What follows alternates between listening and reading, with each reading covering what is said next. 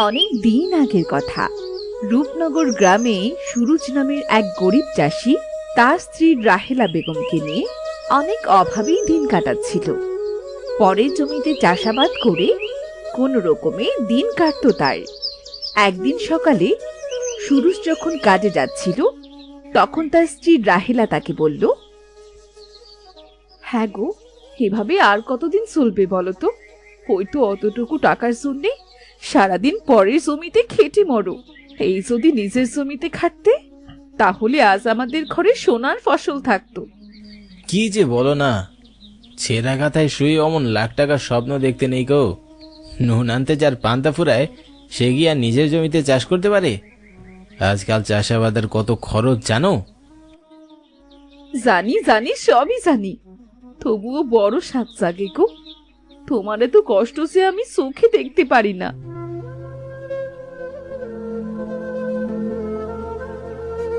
আরে আরে, সকাল সকাল কাঁদছো নাকি? দেখি মহাজনের সাথে কথা বলে দেখি, দেখি কিছু টাকা পাই কিনা। সে তুমি মহাজনকে যতই ভালো মানুষ ভাবো না কেন, লোকটা কিন্তু মোটেও সুবিধার না। এই যে এত খাটো, অথচ লোকটা টাকা দেবার সময় সব সময় তোমায় ঠকায়। কি করব বলো, সব জেনে শুনেও কাজ করতে হয়, তাছাড়া আর উপায় কোথায়? নইলে যে পেট চালাতে পারবো না। বেশ, এবার আমি আসি তাহলে। এই বলে সুরুজ হাঁটতে শুরু করলো।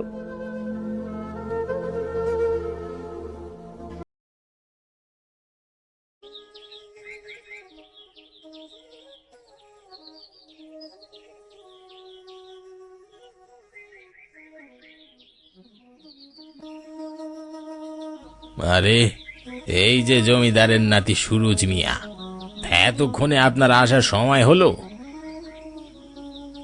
না মানে ভাইজান, আসলে কি মানে মানে করছিস? এত বেলায় কাজে এসে আমার ব্যবসা লাটে উঠানোর ধান্দা, তাই না? দাঁড়া, আজই তোর মাইনে থেকে 100 টাকা কাটা হবে। না না ভাইজান, দয়া করে এই কাজটা করবেন না। একে তো বউ সংসার নিয়ে কোনো রকমে আপনার দয়ে বেঁচে আছি, তাও যদি টাকা কেটে রাখেন, তাহলে যে না খেয়ে মরতে হবে। এতই যদি চিন্তা, তাহলে কাজে আসতে এত দেরি হয় কেন? না, তোর টাকা তো অবশ্যই কাটা হবে, তবেই বুঝবি কত ধানে কত চাল। যা, এবার কাজে লেগে পড়। মহাজনের কথা শুনে সুরুজ সেখানেই ঠায় দাঁড়িয়ে থাকলো। তখন মহাজন তাকে আবারও বলল, কিরে, দাঁড়িয়ে রইলি যে? না মানে ভাইজান, আমি আসলে ভাবছিলাম এই মাসের মাইনেটা যদি একটু আগে দিতেন। সুরুজের কথা শুনে মহাজন তেলে বেগুনে জ্বলে উঠলেন আর বললেন, কি বললি? একে তো বেলা করে এসেছিস, কাজকর্মের ঠিক নেই, আর জমিদারের নাতির মাইনে আগে ভাগে লাগবে। এই শোন, আমি কোনো দান ছত্র খুলে বসিনি, বুঝলি? পোষালে কাজ করবি, না হলে যা ভাগ, কিন্তু মাস শেষ হওয়ার আগে একটা টাকাও পাবি না। এভাবে কেন বলছেন ভাইজান? বেশ, পুরো টাকা না দিলেও যে কয়দিন কাজ করেছি, না হয় সেই কয়দিনের টাকাটাই দিন। বললাম তো, মাস শেষ হওয়ার আগে 1 টাকাও পাবি না। কিন্তু এটা অন্যায় ভাইজান। কি, তোর এত বড় সাহস, তুই এখন আমায় ন্যায় অন্যায় শেখাবি? বেশ, আজ থেকে তোকে আর কাজেই আসতে হবে না, আমিও দেখবো কে তোকে কাজে রাখে। ঠিক আছে ভাইজান, আমি গরিব হতে পারি, কিন্তু আত্মসম্মান বোধ আমারও আছে। আমিও একদিন আমার জমিতে আপনার যে বেশি ফসল ফলি আপনাকে দেখিয়ে দেব।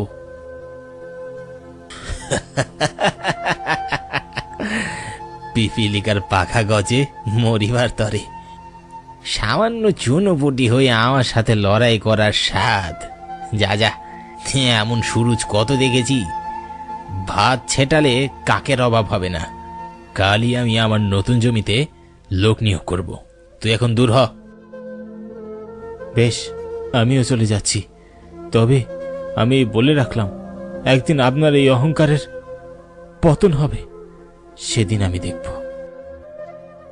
আরে যা যা যা, এমন কত দেখেছি। এই বলে মহাজন জোরে জোরে হাসতে লাগলো আর আর সুরজও নিজের বাড়ি ফিরে গেল।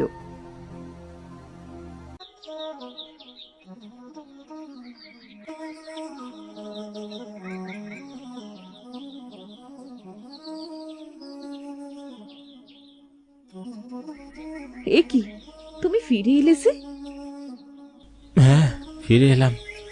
ওই মহাজনের কাজ আমি আর করব না। কিন্তু কি এমন হলো, কাজ করতে গিয়েও ফিরে এলে? কেউ কি তোমায় কিছু বলেছে?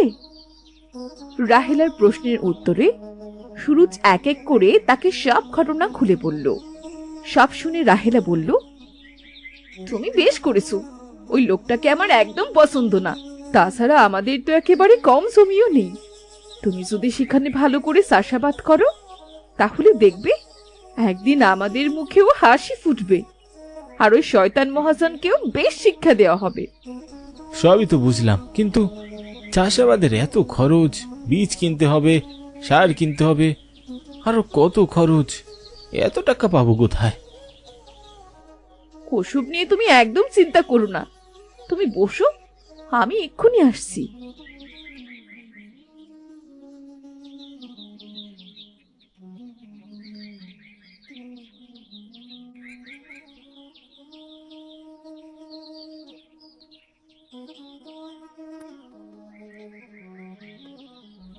এই নাও, এখানে আমার বিয়ের গয়নাগুলো আছে।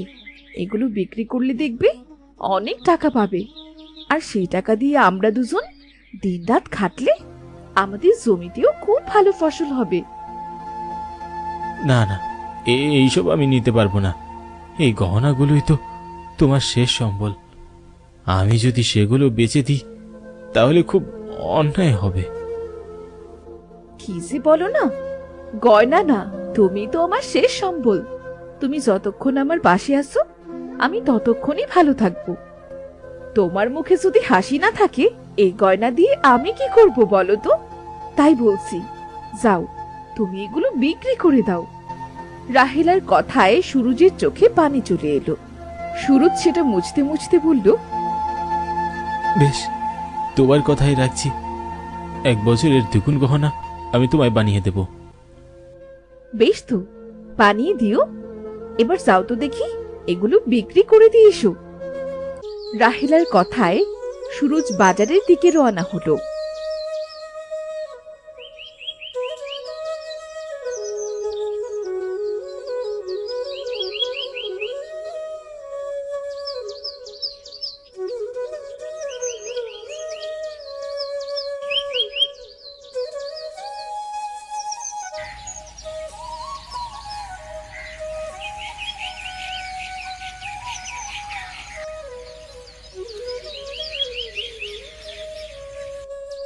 এ কি গো, এত ভাবছো কি?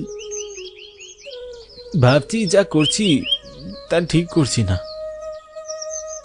এত ভেবো না তো, তুমি যা করছো তা ঠিক করছো। দেখবে বিধাতাও আমাদের পাশে থাকবে। যাও তো, এবার দেরি না করে কাজে লেগে পড়ো গে। রাহিলার কথায় সুরজ দেরি না করে কাজে লেগে পড়ল। সুরজ যখন নিজের জমিতে কাজ করছিল, তখন দূর থেকেই মহাজনের এক সহকর্মী রাজু সবটা দেখছিল। একে সুরজ দেখছি আবার নিজেই নিজের জমিতে কাজ শুরু করে দিয়েছে। এত টাকা পেল কোথায়? না, খবরটা তো দেখছি এখন মহাজনের কানে দেওয়া দরকার। যাই, এক্ষুনি গিয়ে মহাজনকে সব বলে আসি। রাজু দেরি না করে দ্রুত মহাজনের কাছে রওনা হলো।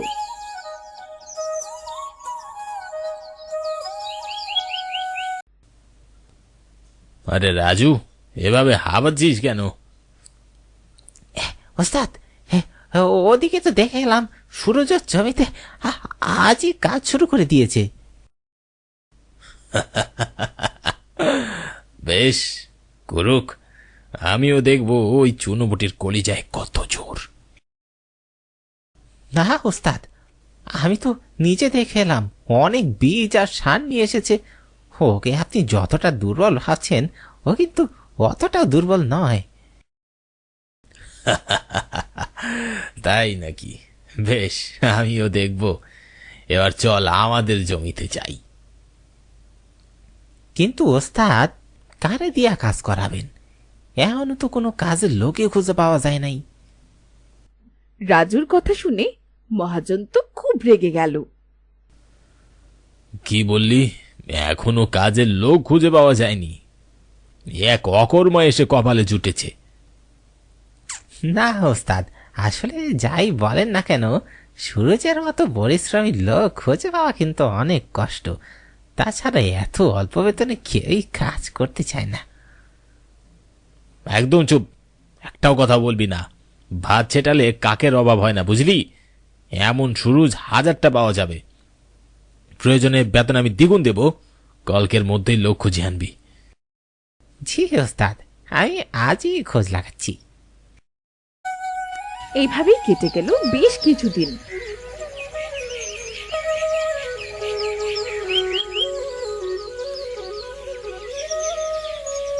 সুরুজের রাহেলার কঠোর পরিশ্রমে খুব অল্প কদিনেই অনেক ভালো ফসল হলো। আর অন্যদিকে কাজের লোক খুঁজে না পাওয়ায় মহাজনের জমি শুকিয়ে কাঠ হয়ে গেল। হায় রে, কদিন আগেও আমার জমিতে সোনার ফসল ফলতো, কিন্তু আজ আমার জমি চাষের অভাবে ফেটে চৌচির হয়ে গেছে। সবই আমার অহংকারের ফল। আমি শুধু শুধুই সুরুজকে অবহেলা করে তার প্রাপ্য টাকাটা দিইনি, তাই বিধাতা আজ আমায় এই শাস্তি দিল। আমি আজই যাব সুরুজের কাছে, আজই আমি ওর কাছে ক্ষমা চাইব, না হলে যে বিধাতাও আমায় ক্ষমা করবেন না। এই বলে মহাজন সুরুজের বাড়ির উদ্দেশ্যে রওনা হয়।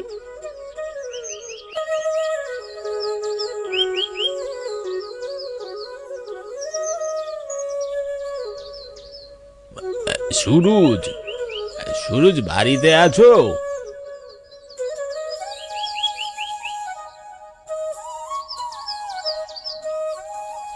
মহাজনকে নিজের বাড়িতে আসতে দেখে সুরুজ তো অবাক হয়ে গেল। আরে ভাইজান, আপনি এখানে? রাহেলা কোথায় গেলে? তাড়াতাড়ি একটা চেয়ার আনো। না সুরুজ, আমাকে এতটা সম্মান করো না। আমি তো এখন সব হারানো এক সামান্য মানুষ। সম্পদের দিক দিয়ে তুমি এখন আমার চেয়ে অনেক উঁচু। এভাবে বলবেন না ভাইজান।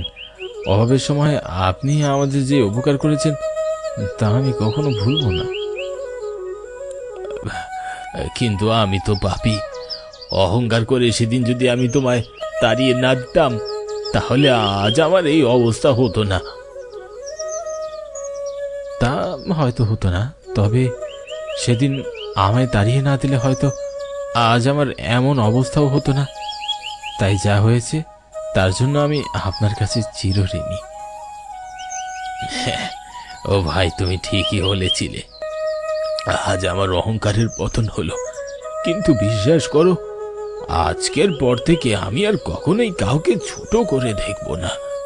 কিন্তু আজ আমার যা অবস্থা, তাতে হয়তো আমাকেই সবাই ছোট করে দেখবে।